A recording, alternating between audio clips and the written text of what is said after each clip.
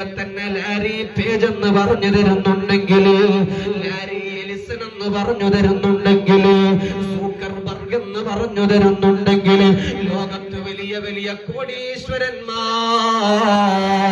ഒരുപാട് കമ്പനികളെ കീഴടക്കുമ്പോ, സ്പേസുകളെ കീഴടക്കുമ്പോ, ടെസ്ല പോലത്തെ വലിയ വലിയ കമ്പനികളുടെ ഉടമസ്ഥതയുള്ള സ്ഥാനത്ത് നിന്നുകൊണ്ട് കോടീശ്വരന്മാരാകുമ്പോ, നബി സല്ലല്ലാഹു അലൈഹി വസല്ലമ തങ്ങൾ അടുത്തേക്ക് ഒരു ചോദ്യം വന്നു, യാ റസൂലല്ലാഹ്, ലോകത്ത് ഏറ്റവും വലിയ പണക്കാരൻ ആരാണ് നബിയേ? ലോകത്ത് ഏറ്റവും വലിയ സമ്പന്നൻ ആരാണ് നബിയേ?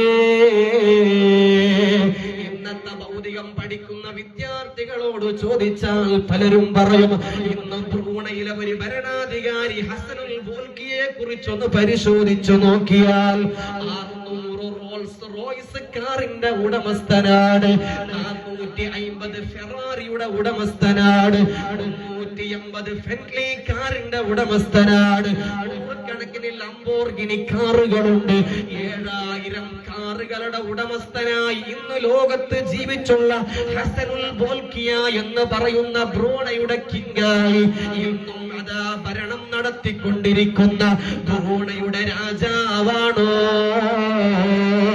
മാലി സാമ്രാജ്യം 14-ാം ശതമാനത്തില് 14-ാം നൂറ്റാണ്ടിൽ മാലി സാമ്രാജ്യം അടക്കി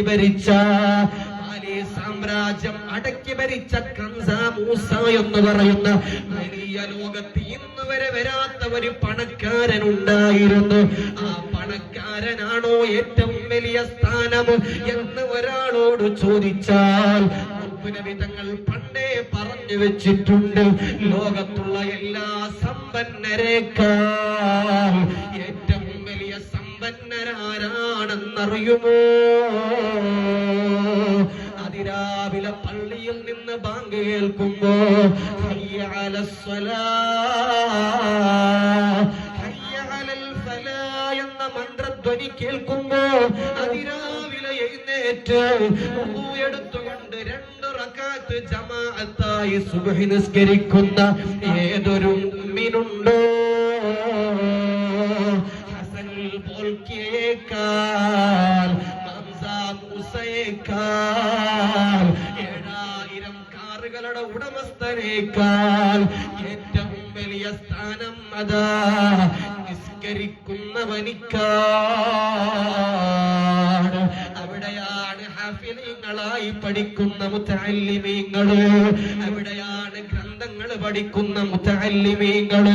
5 വഖ്ത് നിസ്കാരം ഒരു ഇമാമിന്റെ ബാക്കിലായി നിസ്കരിക്കുമ്പോ ആ മുതഅല്ലിമിന്റെ സ്ഥാനമുണ്ടല്ലോ കോടീശ്വരനേക്കാൾ, പണക്കാരനേക്കാൾ, അമ്പരച്ചുംബികളായ കട്ടടങ്ങളുള്ള ഒരു ഭരണാധികാരിയേക്കാൾ സ്ഥാനം ആ മുതഅല്ലിമിനാണ്.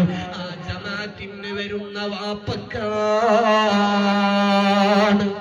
എന്തൊരു മറുപടിയാണ് മുത്തുനബി തങ്ങൾ പറഞ്ഞത്. നബി തങ്ങൾ പറയാൻ കാരണമുണ്ട്.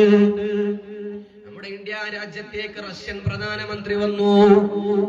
Vladimir Putin India സന്ദർശനത്തിലാണ്.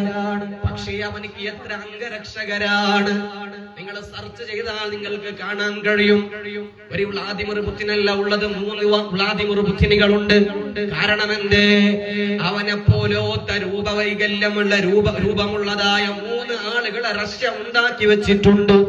കാരണം ഒരു വ്ളാദിമിർ പുടിൻ ആരെങ്കിലും ബോംബിട്ടാൽ അത് ആരാണെന്ന് തിരിച്ചറിയാതെ അവന്റെ രൂപത്തിലുള്ള പ്ലാസ്റ്റിക് സർജറി ചെയ്ത് ഉണ്ടാക്കിയ ചില വ്ളാദിമിർ പുടിനുകളുണ്ട്. അവർക്കെങ്കിലും ആ ബോംബുകൾ, ആ വെടിയുണ്ടകൾ വീഴട്ടെ, നമ്മുടെ രാജ്യം ഭരിക്കുന്ന ആള് കാത്തുകൊള്ളട്ടെ. ഇന്ത്യ രാജ്യത്തേക്ക് വന്നു. അവനിക്ക് മനസ്സിന് സമാധാനമുണ്ടോ? ഏതുവരെ എന്നാൽ അവന്റെ മൂത്രവും കാഷ്ടം പോലും ഒരു രാജ്യം സന്ദർശിക്കുമ്പോ ആ മണ്ണിൽ വിട്ടുപോകുന്നില്ല. അത് പ്ലാസ്റ്റിക്കിലാക്കി പെട്ടിയിലാക്കി കൊണ്ടുപോകുന്നു. അവന്റെ DNA ടെസ്റ്റ് ചെയ്ത് അവനിക്ക് എത്ര വയസ്സുണ്ട്, അവന്റെ ശരീരത്തിൽ രോഗം